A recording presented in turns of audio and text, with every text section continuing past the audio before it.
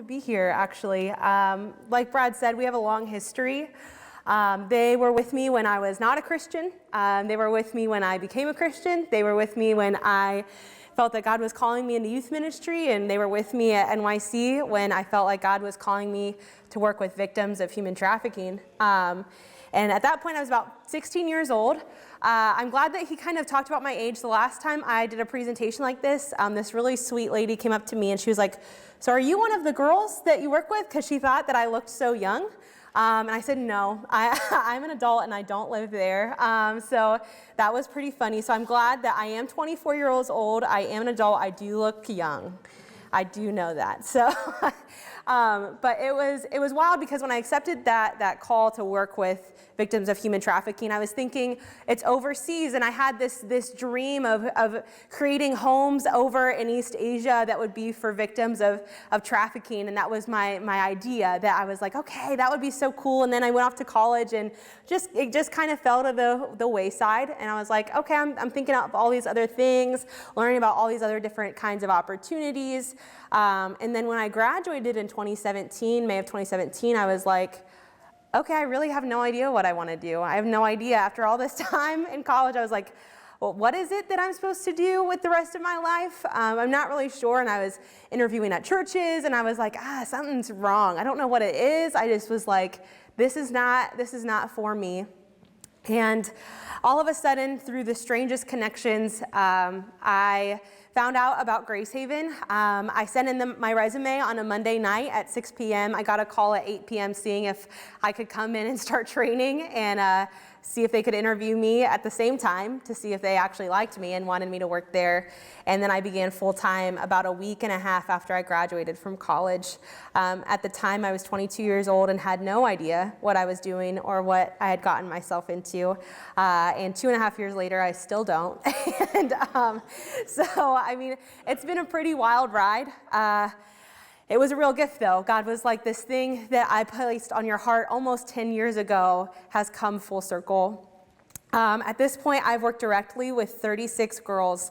I have tucked them into bed at night, and I have helped them with their schoolwork, and I have been with them as they are cussing me out, and I have chased them when they try to run back to the streets, and I have cried with them and prayed with them and laughed with them and been there when they are baptized, been there when they have accepted Christ, and I have waited in the hospital for 12 hours with them when they are suicidal and homicidal and at their end. I have been with them at their most vulnerable times. I've advocated for them in courts and to their counties, the people that send them to Grace Haven. I have thrown birthday parties and graduation parties for them. I have seen them come in directly off the streets, and I have picked lice out of their hair. And I have watched some of them truly change into people that nobody believed that they could be. They are my kids. They really are my kids, and I love them. And so it feels like a real honor to be here to talk about them and their stories and their strengths and where they come from and the reality of what this is. And I can't sugarcoat it. I see it every day. I'm with it every day. And I might seem a little callous to it now. It's become my life. I'm so used to this. But this is a heavy topic. And it's uncomfortable. And it's sad. And I think I'm going to start kind of with the educational piece of what this really actually is looking like. But I think that there is hope. We have hope in Jesus Christ, right? So like there is this other side that I want to talk about that is this thing that God is doing and moving that I just get to be a part of. And that's really, really cool. So if you'll switch to the next slide. I want to kind of go over the human trafficking laws in Ohio because it's kind of confusing. So the difference is between minors and adults, the laws are different. So if you're a minor, any sort of commercial sex exchange for money, food, clothing, shelter, drugs, anything like that is automatically considered human trafficking.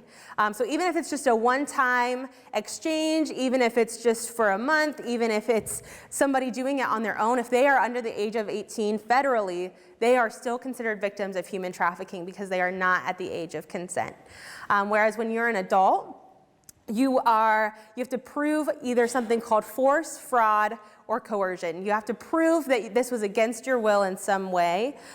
So what I do at Grace Haven, which is under Youth for Christ, is I actually work at what is a safe house for girls ages 12 to 17. So I work with minors in this population that are coming out off of the streets. They're brought in by the foster care system mostly and by courts. So they've either engaged in some sort of criminal activity, they've been in jail, and then later on people have found out that they're actually victims of sex trafficking and need treatment instead of, a 9-month sentence in the juvenile detention center. So that's when they come to us. So we work with a lot of kids from all over Ohio. Places, typically it's from bigger cities. Most of the kids I work with are from the hood. That's kind of how it goes, but we do have girls from rural counties that come in, typically not any suburban counties. That's just typically what it goes into. But what's so complicated about this is you have girls that are they have become a part of this life, they've been trapped into this life, and then they turn 18 and all of a sudden they are stopped being considered as victims and they're seen as prostitutes. And so you kind of have this really difficult line where all of a sudden people have compassion and then they stop having compassion. Just because they turned 18, they're no longer eligible for services that they need, they're no longer getting the care that they need. So the girls I work with, I typically, I see them turn 18, and I see that they still have needs, and so we have some laws that we really need to work on. So I think what is difficult to kind of talk about is what this actually looks like. There's quite a few misconceptions.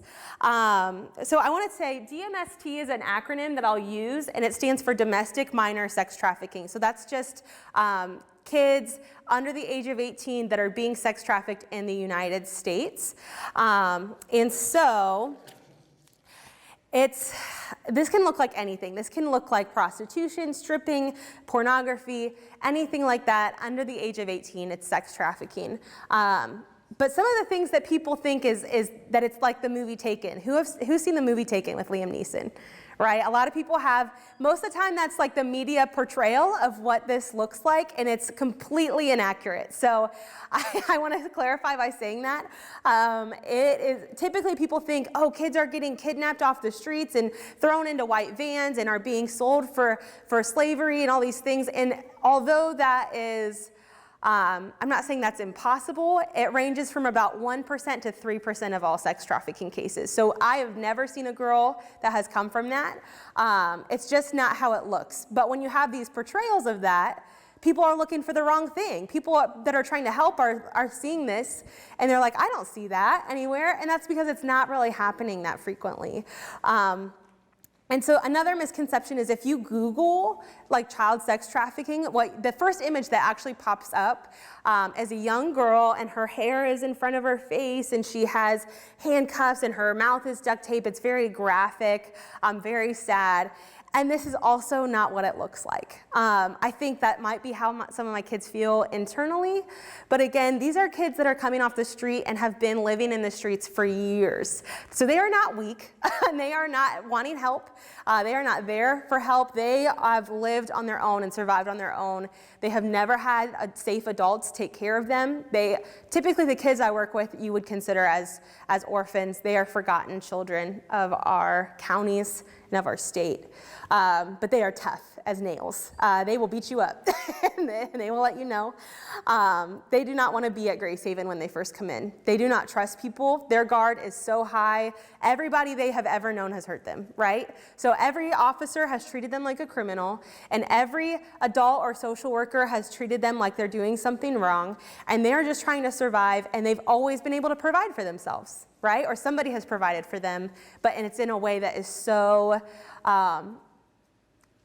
depraved and so awful, and they really have no idea. Typically at some point, about 3 months into the program, so girls will come to the Safe House and they stay for a 9 to 12 month program, so I get to know them pretty well. We spend a lot of time together. We have a lot of time together, and we truly build real relationships. They are my kids, and they are a part of me, and I'm a part of them. And at that point, they begin to say, this is actually the place that I didn't even know could exist. I hear that a lot. This place is too good to be true. Are you guys putting on a show for us? Like, what is this? Because nobody's ever treated me like this. I've never had a bedroom this nice. I've never had a bathroom like this. Most of them have lived in filth and in the streets and have been homeless. They have never had a place that is safe. And that's confusing to them. You would think that they would be so grateful and so thankful, but no, they're confused and they don't trust it, you know? And so it takes time to really build that trust. And so there is a lot of constant pushback. And it can be really, really hard. So about 3 months in the program, that's when they begin to kind of work through. We have therapy there, and it's a Christian nonprofit, so spirituality is a really big part of how we incorporate healing for them. But we are funded through the state as well. So a lot of that kind of comes a little bit more underground, where they have to be the ones that are hoping and receptive to spiritual conversations and things like that. But it's definitely a big part of what we do. But we do therapy, drug treatment groups. They do any sort of like medical treatment. They typically have a lot of medical issues, things like STDs, things like that have to be treated. They have a lot of psychiatric needs that have to be treated. So we do it all. It's pretty holistic. Everything that you could ever think of or that you probably wouldn't think of that a person needs, their needs are very, very, very high. And so we kind of work through all of that and try to treat that. So on the next slide is I kind of want to talk about what traffickers even look like, because again, so we have this misconception, right, that people are just getting kidnapped and it's just like it can happen to anybody, and that's just not really the case. So the main ones that I see, I should have made this a bigger font. I apologize because I can barely see it up here. But the biggest thing that we see is that family members, especially more in like rural areas where drug use is a little bit more like the opioid addiction, stuff like that drug members are actually trafficking whether it's their kids, their nieces, and they're trafficking them in and out of their homes for drug money to their dealers to get drugs, stuff like that. We see a lot of girls who have a 35-year-old boyfriend, and this is where it gets really complicated. So for them, you're picturing a kid that has had no safe adults, that's had no guidance really in life. They're typically truant from school, so their teachers aren't really able to build any sort of relationship or common sense or sense of safety in them. And so you'll begin to see that what men will do is they'll see a kid that's vulnerable, and we'll talk about what those vulnerabilities really look like, but they'll see a kid that's vulnerable and they'll say, hey, I see that, and I'm going to tell them what they want to hear, which means like, hey, you're really beautiful, I love you, can I buy you all these things, can I do all of this for you?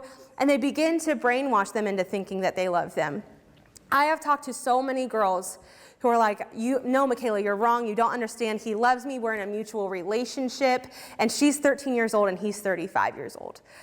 Typically the age of traffickers is between 30 and 50, which is pretty wild. And so, but these girls truly believe that they have a relationship with him. They truly believe that this guy is like their savior, he takes care of them, they live with him, and all they have to do in order to maintain that is he pimps them out to people on the street in order to maintain this kind of lifestyle.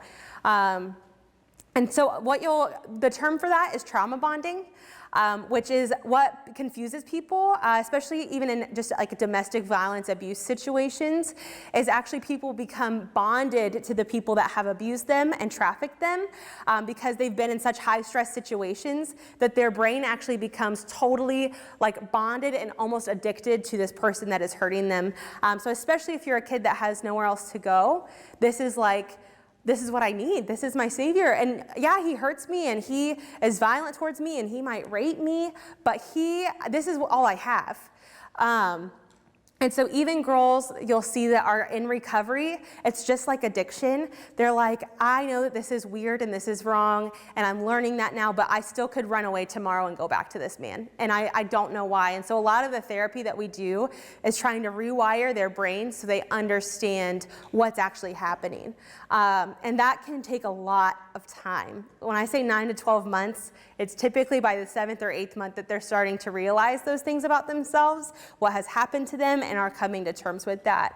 The other kind of trafficker that we see is that girls that are already kind of in the game, as they would call it, is they are seeking out their friends. So they're already in this relationship with this older guy, right? And they're seeing their friends that are vulnerable, and they're saying, hey, like, I'm a part of this, and they're brainwashed too, and they're saying, I'm a part of this, you know, it's really glamorous, you'll get all these things, you'll get your nails done, you'll get your hair done, all these things that you don't have, this man can provide it for you. You could just come along with me.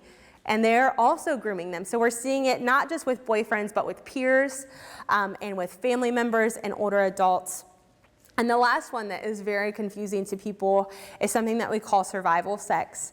And this is that, you know, a lot of the kids, again, that are vulnerable, at risk, that don't have anything, if they are in an abusive home, in a dangerous home, maybe mom has a lot of boyfriends and those boyfriends are sexually abusing them, they're being hit at home, even just emotional abuse, and they begin to run away, and in order to survive on the streets, they're selling themselves for money and food and shelter and just clothing, things that they actually just need in order to survive.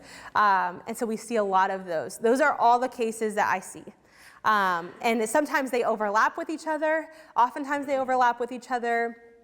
And the reality is the human trafficking piece of this is kind of the bubbling up of all the underneath trauma. So you're working with kids that have years and years of layers of trauma. I have had kids that have come that have been trafficked since they were 5 years old, that by their parents, by their communities, and they come in at 12 and they're completely over-sexualized. They have no idea how to not, it sounds crazy, but they have no idea how to not have sex with people at 12 years old. They just don't know. That's all that has been taught to them. Their whole developmental life has been this. So it's pretty devastating. I know this is a pretty sad Sunday, right? For something called Freedom Sunday, this gets pretty hopeless. But when you look at these things, there's a lot of reasons why a lot of the girls that come in, they're like, I'm not being trafficked. I'm not weak like that. That's their initial response. Who do you think I am? It kind of ruins their street cred, right? And so they're coming from things like gang violence and all this stuff, and they're like, I have not been trafficked. I don't know what you're talking about. I don't need to be here, da-da-da-da-da. And then they begin to learn, oh, is this not normal? They have no idea that this is not what is supposed to be their life. No idea. And then you look at the prostitutes that might be 30 years old on your street, and they have grown up with this whole life, and nobody has ever been able to help them through that. So it helps us to understand the process of how people get to where they are, and it always starts young. So I kind of want to look at, I have a list of what it looks like to be an at-risk kid. Can we pull that up, maybe? Oh, no, you're good. I think I can remember, all right? I do this a lot. So with at-risk kids, you're seeing kids that are homeless. You're seeing kids that maybe have mental illnesses or behavioral issues. Kids that are at risk are kids of color. Statistically speaking, kids of color are the highest demographic that is trafficked. They are kids that, have neglectful parents, kids that come from lower socioeconomic levels, so kids that grow up in poorer areas. That's why you see it more often either in the hood or in really poor rural areas. Even kids with low self-esteem, foster kids, over 80% of kids that are trafficking victims are in the social welfare system. 80%. They don't even have parents. You're talking about levels of trauma that are just absolutely insane. You're looking at kids, either the kids that struggle with addiction, drug addiction, alcohol addiction, or their parents that struggle with addiction. All of these types of kids are really high risk kids to fall into something like this, because they just don't have the skills and the development and the guidance, the safe adult guidance to know what is safe and what is unsafe, to know what their worth is, what their value is, that they're lovable, that they matter, that they have something to offer to society. Nobody's ever told them that. They think, most of the kids I work with think that this will be their life and this is all that their life is gonna be forever. And they've just kind of accepted that. Again, pretty rough. The next slide, I want to read off some statistics for you. So each year, over 1,000 minors in Ohio have been identified as victims of human trafficking. So if we're looking at that, some girls can't even identify themselves as victims of human trafficking, this is a small number for what's actually happening. 1,000 kids in Ohio alone. And if it gives you any inclination of how many services there are, there's 8 beds at Grace Haven. 8 compared to 1,000. Grace Haven's one of the only facilities in Ohio that serves this specific population. 1,000 kids. Sometimes I can't even wrap my mind around that. If you're curious, Grace Haven is expanding. We moved to Columbus in January, and we're hoping to open up a total of 24 beds on the new campus that we have, which is really exciting.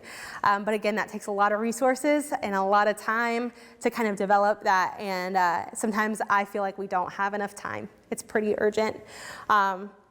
This is only the number of like law enforcement identified, and most law enforcement quite typically are pretty ignorant of what is actually going on. So we have a lot of girls that are treated like criminals. They're thrown into jail. They're thrown into like lockdown facilities because they're just constantly AWOLing. The state can't keep track of them. They end up on drugs because part of trafficking and the brainwashing is getting them addicted to drugs so that they need that trafficker because he's their supplier of drugs. So you're looking at a lot of factors here. The other thing that is really overwhelming is it says the FBI has identified that there's 293,000 American minors who are at risk of becoming victims of domestic minor sex trafficking. So all those risk factors that I shared, 293,000 of them are living in those kinds of situations just in general, right? And then they're at a much higher risk of entering into this really, really dark kind of life. And then if you're looking at demographics, according to the FBI, 55% of child sex trafficking cases are black children, which doesn't really match the ratio of that there's 13.1% black people. 25% of child sex trafficking cases are white children, so almost double. And white people actually make up 75% of the population. This is from 2015, so I'm sure these have changed a little bit, but demographically speaking, that's what we're looking at.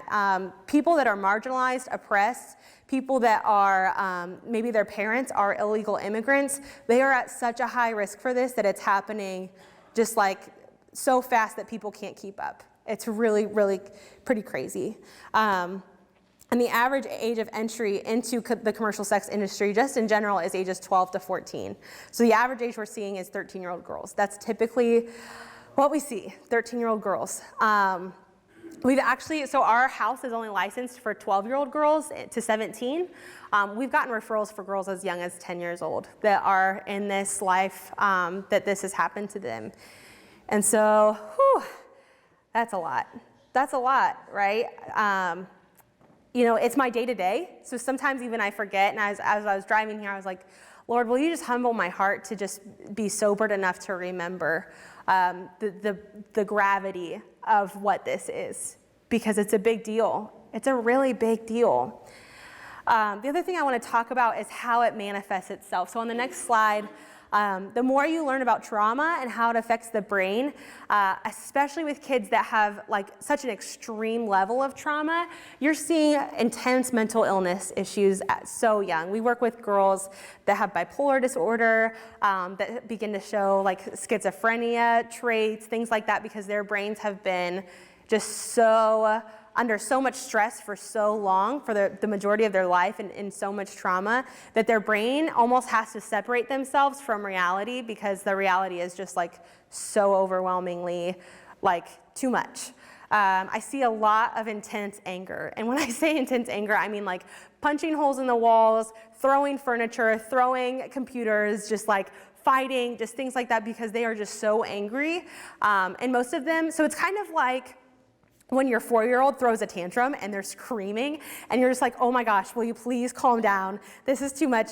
It's like that, but in like a 16-year-old's body, because their development is just off. Their brain development is just off because they haven't had the things that they need in order to develop the way somebody that hasn't gone through these things has had the privilege of being able to develop like that.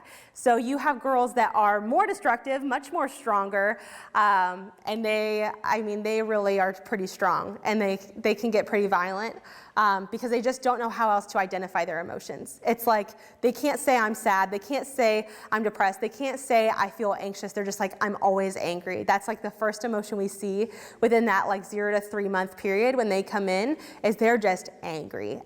Wouldn't you be? I'm like, you can be angry. I'm like, I'm cool with that. Just don't hit me in the face. But like, I mean, I get it. You should be angry, right? We see a lot of just really difficult behaviors, over-sexualized behaviors. They truly don't know that it's like not appropriate to have sex with these people, or to like dress like this, or like show your body like this. And I say that in a very loose term. They truly just don't know. And so these behaviors are really hard. And so a lot of what we do too is just like constant routine, like work with them to change the way that they are operating through the world, because we want them to be able to have functional lives. We want them to be able to go back into their communities and not carry this type of trauma with them. But that takes a lot of time. And the other thing is just criminal activity. Every single kid I see has come from jail. Every single one. Typically you have no idea though that like, yeah, they might be committing arson, or they might be in these like physical altercations, or they're truant, or they are constantly on the run, or they're stealing cars. I mean, I work with some pretty hard kids, but their criminal activity is almost always linked to their trauma, right? Like if nobody tells you, don't rob this person on the side of the road, don't steal this car, if that's what you see their parents doing, and nobody tells you any differently, and that's what you see on the media, of course you're gonna do that, right? But there's this stigma among, oh, they're a kid from jail. Oh, they're just a bad kid. And schools, teachers are like, I can't deal with this kid, they're too much. I don't know what is wrong with them, but something's wrong with them, and I'm just not doing it. And typically it's just a kid that has a lot of trauma.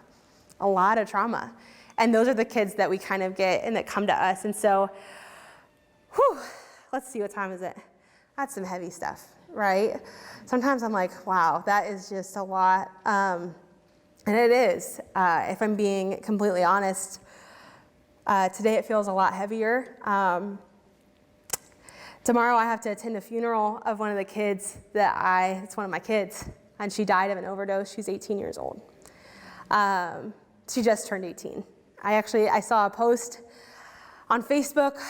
When you begin to work in this world for some time, your worlds get kind of collided and small, and I saw a post on Facebook, hey, a blonde prostitute was identified dead on the side of the road. I didn't know who it was until the next day. It was one of my kids. She had ran from Grace Haven. She'd only been there for 2 weeks. We could not get her to stay. We begged for her to stay. We begged for her to have a better life, and she couldn't let go. She was addicted to drugs. She was addicted to her trafficker, and she was like, this is all I have. Her whole life had been sexual abuse. She had been raped for so much of her life consistently at such a young age. She truly she just couldn't. She was like, I don't believe that there is anything else for me. That was just, she kept saying that. She was just like, she's like, I don't believe you. Like, this is it. This is my life. And like, I just have to accept it. And the drugs are the only thing that makes this okay for me. It kind of begins to put addiction into perspective, right? Like, this is not just people that are just choosing this kind of life. These are people that have really been through things that I can't even begin to wrap my mind around. And we chased her through the hood of Columbus, and we begged and we begged. And at that time, she was only 16 years old. About 2 weeks ago, my coworker saw her at Walmart. She was strung out. She looked so bad. She said she smelled, she hugged her, and she said, hey, I just want you to know I love you, right? Like, I love you. She'd been seeing her on the corner pretty frequently. So we knew she wasn't doing well. But she said, I love you, and I want you to know that Jesus loves you. And she said, Ari, I know. She knew that Jesus loved her. She said that at Grace Haven when she was there. She said, I know that Jesus loves me. I've accepted Christ. Like, Jesus loves me. But her trauma was so heavy that she just couldn't get past it. And I think here's the hope. After all this sadness, you're just like, oh my gosh, this is just grief. Like, I just feel grief all the time. But I know that she is with Jesus. Because even though her life was so broken, the only thing that could fix that is the love of Christ, right? The only thing that could ever have made her whole, even if she had healed, even if she had been restored, even if she had gone back into her community, you carry this stuff with you. It doesn't just go away. But I have this hope that she has been wholly redeemed and wholly known, and that she's sitting at the Father's feet. The only person that she could really identify that loved her was Jesus and some family members. But I have hope in that. I can't imagine doing this work without the hope of Christ, right? Like, this world is broken. We can't look away from it. We can't act like it's not there, and it's sad, and it's uncomfortable, and it calls us out of what is comfortable for us, and we're like, that is too hard, and sometimes I do not want to look at it, and I do not want to think about it. And as I was writing this and preparing for this, I was like, God, I just don't want to think about this anymore. This is so sad. This is so sad. And God was just like, Michaela, it's not sad forever. I am making all things new. Don't you know that? You've seen that. And I was thinking, God was like, I have done so much good. Yes, this story is so sad, but just a couple months ago, we've had 4 girls that have been fostered by Grace Haven staff. People that they literally had nowhere else to go. Like, they did not have parents. They did not have family members. They had nowhere safe to go. And you imagine these people who bring these girls in, and they're still hard, right? But they've graduated the program, they're doing what they can do, and they bring them into their home, and for the first time, they have a safe family. For the first time in their life, they have unconditional love of people that love Jesus so much that they bring these kids into their house. And they say, you are a part of us, you are my family, whether it's for 6 months, whether it's for the rest of your life. 4 kids. And, they come from social welfare, so a lot of the times they do have to, force reunification with their families, but there's a lot of kids that just don't have anywhere else to go. And when those kids finish our program and they're ready to be back in the community, they get to go to a place that is just the most beautiful families that I really, truly could imagine. They're some of the most faithful Christians I've ever known, and they get to live with them, and they get to be raised by them. I have seen kids be baptized. I have seen kids lead other kids in the house to Christ on their own. How cool is that? God is making things new. God is restoring them. He will not restore all of them in this time. God's timing is not our timing. I wish that it was. I wish it could move a little faster sometimes. I get impatient with them. I'm like, don't you see? Don't you see? But God is moving in them. He's doing good things. Thank God. Thank God. But when this happened, me and my boss were just weeping together. We were just mourning this loss because you fight for somebody so hard and they never quite leave your mind, and then that was it. But she kept saying, my boss kept saying, she said, Michaela, Jesus loved her, and she loved Jesus in the only way that she knew how, right? In the only way that she knew how.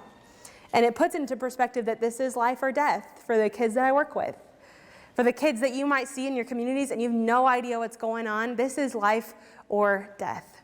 And that's hard. But it matters. It matters. I love to talk about what God is doing at Grace Haven because I get to see it every day. And I would say 90% are hard moments, but the 10% that are really, really good, you're just like, oh, this is God's kingdom. It is here. And I see it, and I just get to sit in it. I just get to sit and watch it happen. As I kind of want to end on seeing how Jesus sees Grace Haven girls.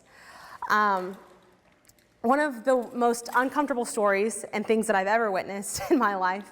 One time I took our girls to this Christian concert. The River had donated tickets to us. We got to go see 10th Avenue North. And so we're enjoying this concert, but you walk in, it's in a church. And typically the girls I work with, and this is in a more rural area, but again, mostly kids of color, and think of where they're coming from. So I have kids with ankle monitors on because they're still on house arrest, and I have girls that have their outfits are a little too tight from what the church is a little comfortable with, and they walk in and they're loud and they're cussing because that's what they know. right? Like, that's all that they know.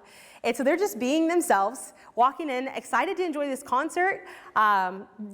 Truthfully, like, a lot of our girls love Jesus, and that's like the one thing that gives them hope, and they love music. They love worship music, if they have accepted Christ. They also love Cardi B, so it just kind of depends on the day. But like, they were so excited, and they're sitting in this row, and this woman in front of them, and they're just having a good time, and they're probably being too loud when people are praying. And this lady turns around, and she was so rude to them, and she was like, I need you to be quiet, like, you're being so disrespectful, was just really condescending. I was like, oh, I hate that, because they don't know, right? But the girls already know that they stick out a little bit, and then you have somebody calling them out. And then somebody goes on stage, it was like through Compassionate Ministries, and is trying to raise money for global human trafficking. And people are like, oh, that's so awesome, we love that. And they're sharing stories, and they're like, kids all over the globe are getting sold by their parents for these things and to survive. And little do these people know, who have the entire time they're getting stares. It wasn't just this one lady, like, we went to the bathroom, and women are just like, who are these people in my church? And little did they know that this whole row of girls behind them are survivors of human trafficking. And they're being treated like they don't belong, like dirt.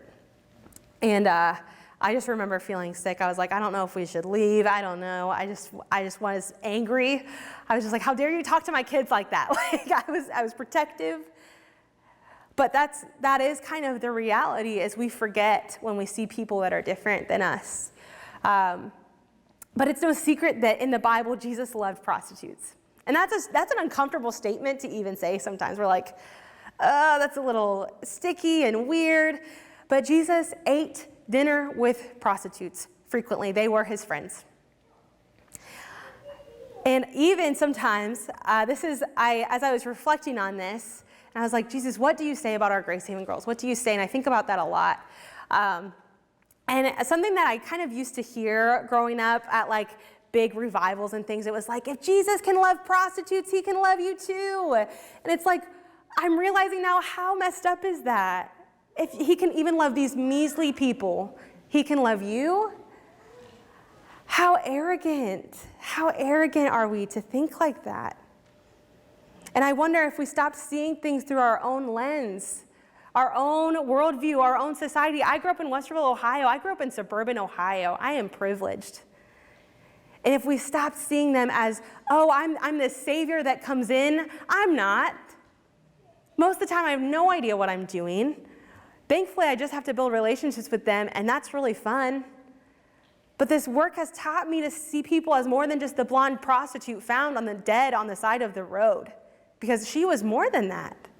She is more than that. And she was loved by Jesus, and she loved Jesus. And Jesus has convicted me of having that kind of complex, because what if instead of saying, look at all that I have to offer these poor kids, I've started to see, look at what these kids have to offer me, and I'm a better person because I know them. I am a better human being because these kids have changed my heart and my life. And I mean that with everything that I am. They are good kids. They are strong and funny and smart and have dreams of being lawyers and doctors and things. They want to contribute to society, and they're trying to figure out how to do that still. They are good kids. When I'm with them, I see the kingdom of God. I see it in them. I see God working in them and pulling away the muck of their life and showing them all that they are. And it is beautiful, and I get the privilege to just sit there and watch it happen.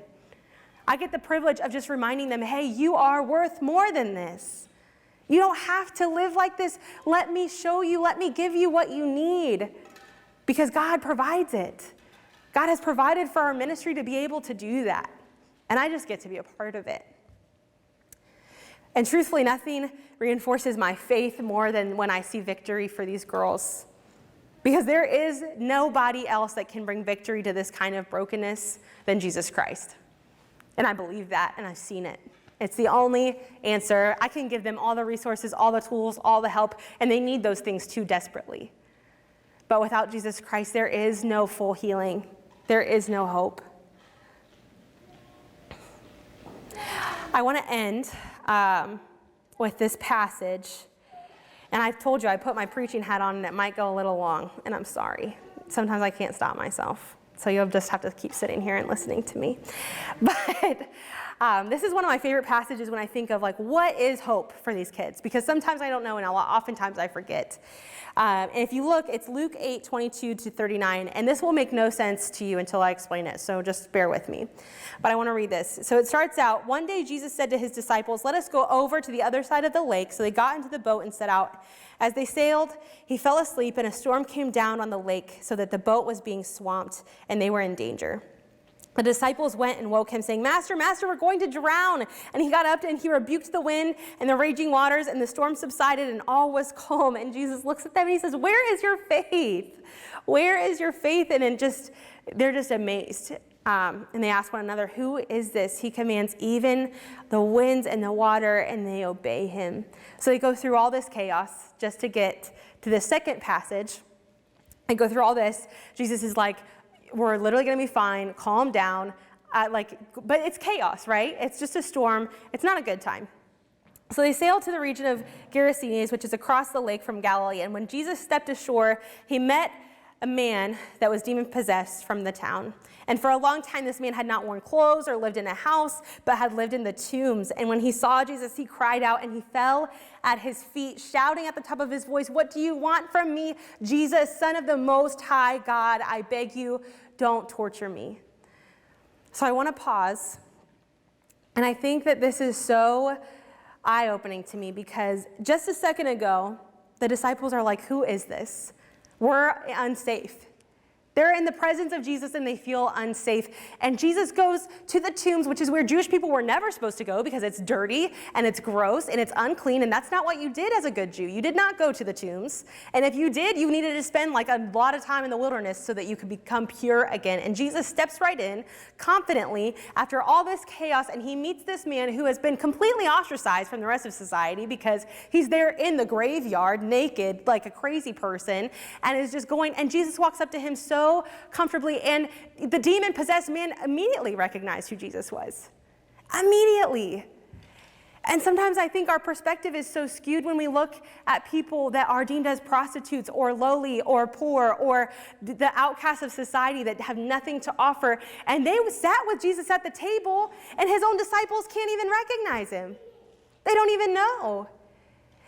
And then it goes on to say, Jesus commands, I'll sum it up because it gets a little weird. Jesus commands the spirits to leave and go into the pigs, and they drown.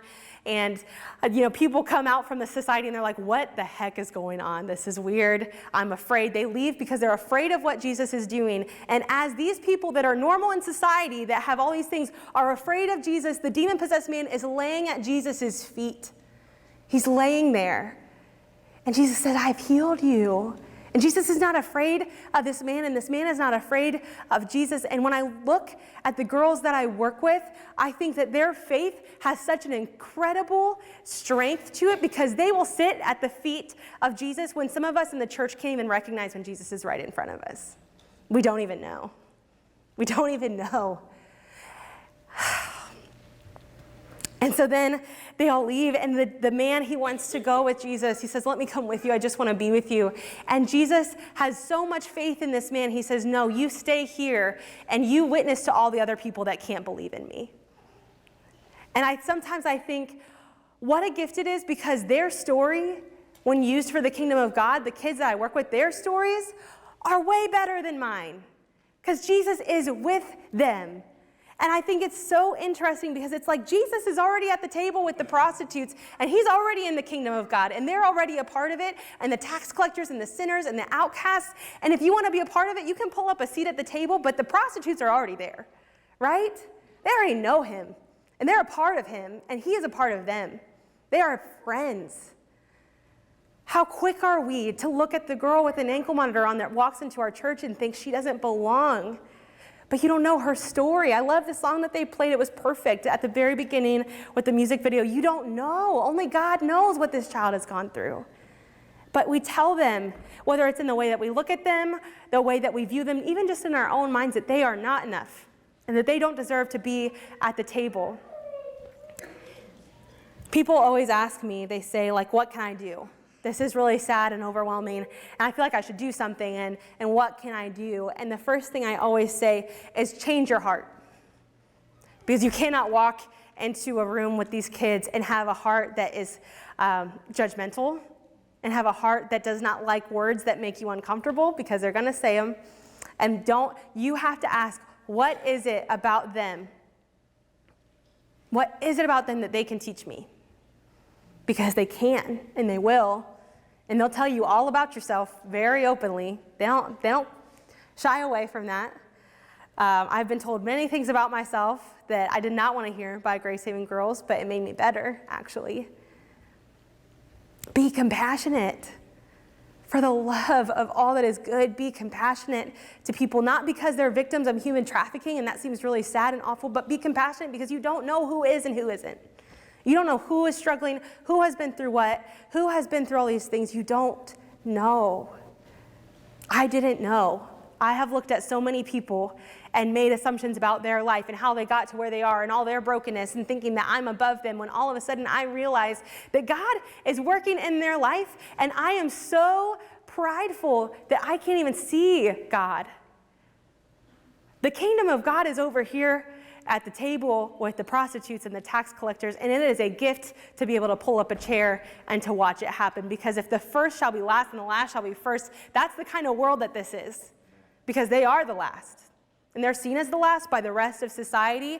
And I think sometimes I'm waiting for the church to stand up and be like, let's change what we value, right?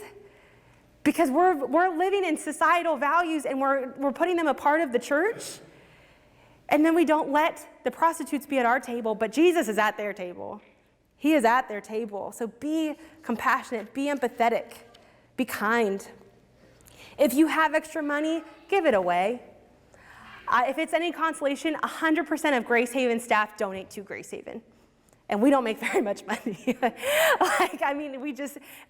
if you have it, donate it. Or give it to something. It's not just about sex trafficking. It's about people that are struggling in our world.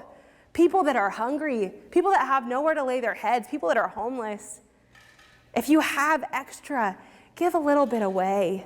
If you have extra time, give it away. I think the hardest thing is giving away your time. I am selfish with my time. I like my time, and I don't want people to tell me how to spend my time. But God, in many ways, has been like, actually, you're going to stay 6 hours after this shift because that's just what needs to happen for these kids. And you need to give up that Friday night because that's what needs to happen. And it's annoying. And I don't like it, and it makes me uncomfortable and tired. But I have seen God's presence and God's kingdom in those things. And just be aware and educate yourself. I think a lot of these things, as I walked into this place, it was not what I had imagined at all. It is not glamorous.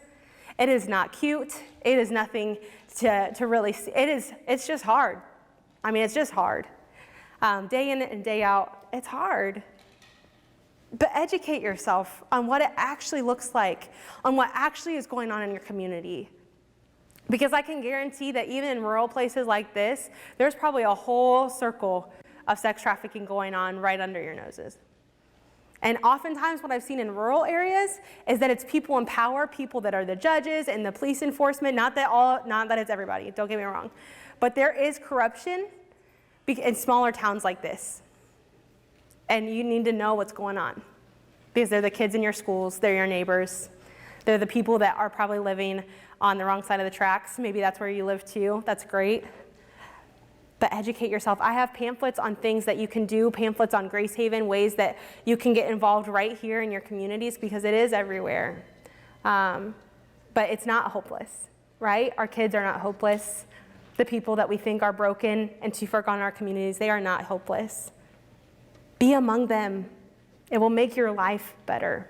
It has made my life so much better to be among them, to just get to be a part of their lives.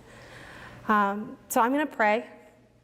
And I don't know if Brad wants to come up and close or what typically goes on, but my hope is that if you feel any inclination of, oh, God is calling me to something more and it's uncomfortable, I'd love to talk to you about it. I'd love to give you resources on what you can do here. We're in Columbus. I know that's an hour and a half away from you guys, but there are things here that you can always do. But I also pray that as I go into this time of prayer, that you would be open to how the Lord might convict your heart. The Lord many a times in the last 2.5 years has convicted my heart. And it has been good for me, but it's hard. So will you pray with me? God, you are good.